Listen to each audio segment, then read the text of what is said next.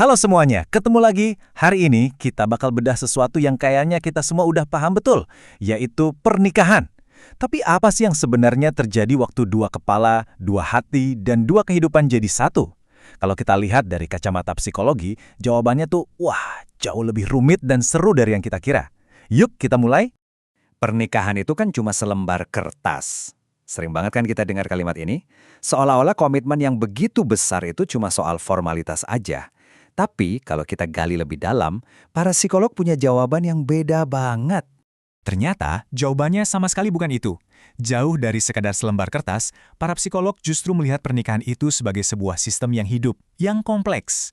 Ini tuh semacam ikatan berlapis-lapis yang nyatuin perasaan kita, cara kita mikir bareng, dan juga hubungan kita sama dunia luar. Semuanya jadi satu buat ngebangun fondasi keluarga. Oke, jadi biar benar-benar ngerti, yuk kita coba kupas satu persatu lapisannya. Kita bakal lihat lebih jauh dari sekedar janji di depan altar, dan cari tahu apa sih yang sebenarnya bikin sebuah hubungan itu kuat dari waktu ke waktu. Nah, kutipan dari pakar psikologi keluarga Olsen dan Defrain ini benar-benar pas banget. Mereka bilang ada 3 bahan utama. Pertama, kedekatan emosional. Itu loh perasaan saling nyambung. Kedua, ada komitmen, kemauan kuat buat bertahan meskipun lagi susah. Dan yang ketiga, interaksi yang terus-menerus. Ini ngegasin kalau pernikahan itu bukan garis finish, tapi sebuah perjalanan yang nggak ada habisnya. Para ahli bahkan ngelihatnya dari 3 kacamata yang beda, tapi saling melengkapi. Dari sisi psikologis, pernikahan itu buat menuhin kebutuhan jiwa kita akan cinta dan rasa aman. Kalau dari sisi sosiologis, ini tuh tiang yang ngebantu masyarakat jadi teratur. Dan dari kacamata budaya, pernikahan itu cerminan dari nilai dan tradisi yang kita pegang bareng-bareng. Oke, kalau emang serumit itu, terus kenapa kita repot-repot nikah? Apa sih dorongan paling dasar yang bikin manusia di seluruh dunia, dari dulu sampai sekarang, mau ngebentuk ikatan semacam ini? Analisisnya nunjukin ada 4 pilar utama nih. Pertama, kebutuhan emosional. Kita semua butuh tempat berlindung yang aman, tempat kita merasa dicintai. Kedua, biologis, ya sebagai cara buat nerusin keturunan. Ketiga, sosial. Pernikahan ngasih kita status dan tempat di masyarakat. Dan terakhir, kebutuhan psikologis, yaitu rasa aman dan stabilitas yang ngebentuk jati diri kita. Sekarang kita masuk ke bagian yang agak teknis, tapi ini seru banget, janji. Coba deh bayangin pernikahan itu punya sistem operasi atau software yang jalan di belakang layar.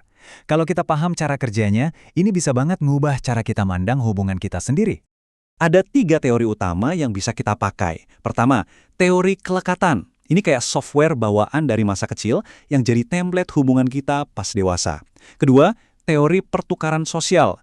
Sadar nggak sadar, kita tuh selalu ngitung untung rugi. Apa yang kita kasih dan apa yang kita dapat. Dan ketiga, teori sistem keluarga.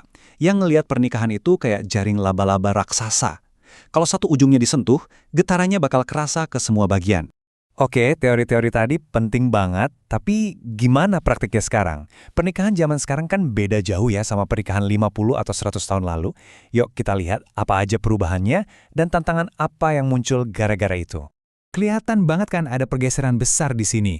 Dulu, pernikahan itu fokusnya ke keluarga besar, ke kewajiban bersama. Sebaliknya, pernikahan modern itu pusatnya ada di individu, cinta, dan pemenuhan emosional.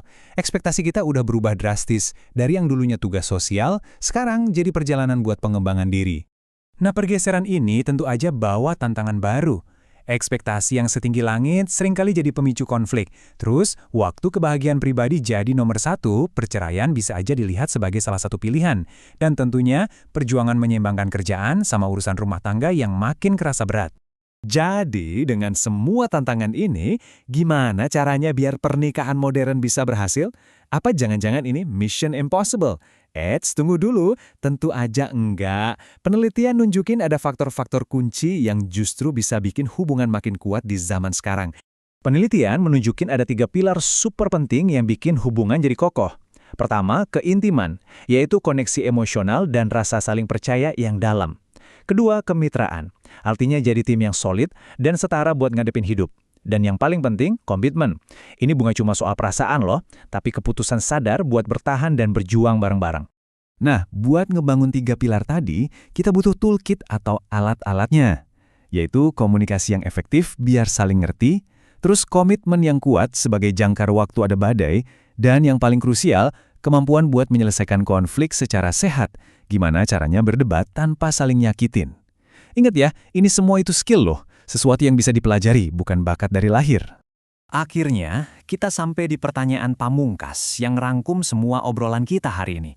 Setelah kita bedah semua lapisan psikologis, semua kebutuhan dan tantangan yang ada, pertanyaan ini jadi makin relevan. Apakah cinta yang jadi titik awalnya beneran cukup buat nopang sebuah pernikahan modern sampai akhir hayat? Nah, ini pertanyaan buat kita renungkan bareng-bareng.